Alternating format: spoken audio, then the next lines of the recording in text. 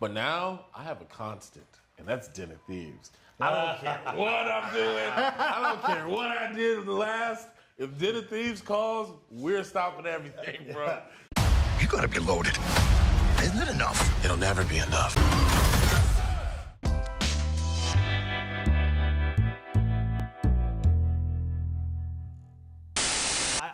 I'm a fan of both of you.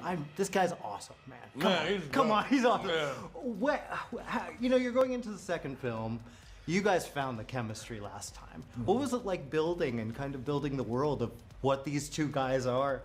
I mean, I got to give a lot of credit, obviously, to Christian. You know, I really look at Dinner Thieves as his baby. But there was a time when we were filming in Spain where me and Gerard ended up being neighbors.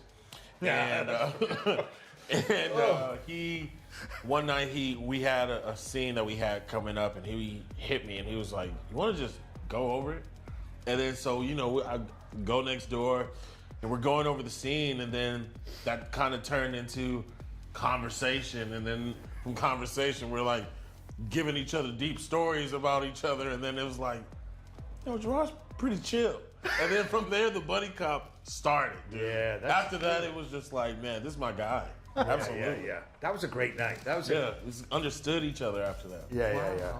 No, you feel that. I mean, I loved working with him in the first movie, but how much can you bond when pretty much every scene I'm kicking the shit out of him, And, so this, we're more, the gloves are off. We know who each other is. And there's so much color in that because Big Nick he's kind of an unforgettable character and everything about him. Yeah. And so is Donnie, especially what you know about Donnie at the end. And you throw us together and then but also on the same side or whatever the hell's going on there. There's so much story and emotion and tension and brotherhood and lack of brotherhood and frustration and him kind of trying to contain a bull in a china shop that is Nick whilst also trying to pull off this massive heist.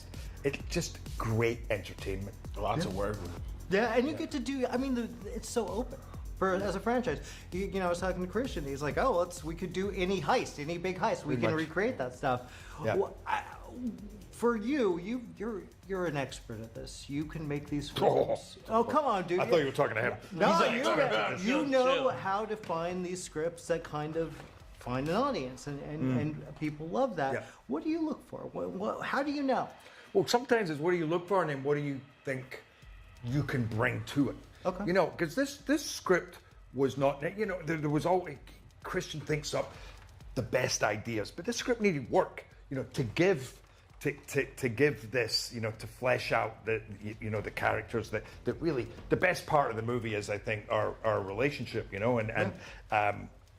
so it's partly gone, okay, what do you think is going to strike with an audience? And some of that is just universal and timeless. Some of that is maybe where you feel at the moment and what you think an audience are looking for. But more than anything, and I think what's great about us is these are two, they're not quite superhuman, but they're both amazing individuals. Yeah.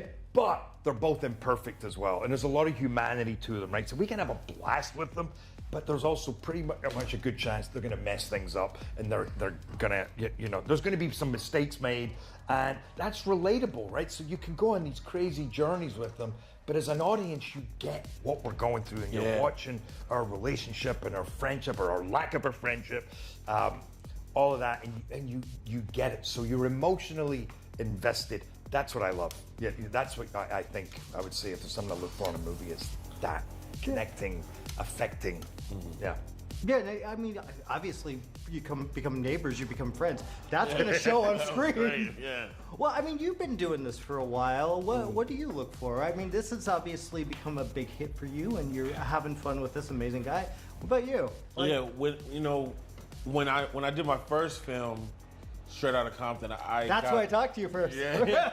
When I did my first film, I got a lot of course he can play his dad. So like that bothered me because I was like, I went to film school, dude. Like I was at USC. Like, hold on, bro. And then so after that, I kind of had to sit my team down and was like, listen, anything that we do, the next thing has to be night and day. Yeah. It has to be polar opposite because I want to show versatility out the game. So, you know, we had the Universal Studios film, and then we went the indie route. After that, we went action with Den of Thieves. After Den of Thieves, we went sci-fi with Godzilla. And so, like, I've always tried to, like, show that versatility, but now I have a constant, and that's Den of Thieves. I don't care what I'm doing. I don't care what I did last. If Den of Thieves calls, we're stopping everything, bro. It's time to go. It's time to get back to work. It's time to get back to Donnie. So, like, this is the only thing that'll break my pattern that I've been doing when I choose scripts.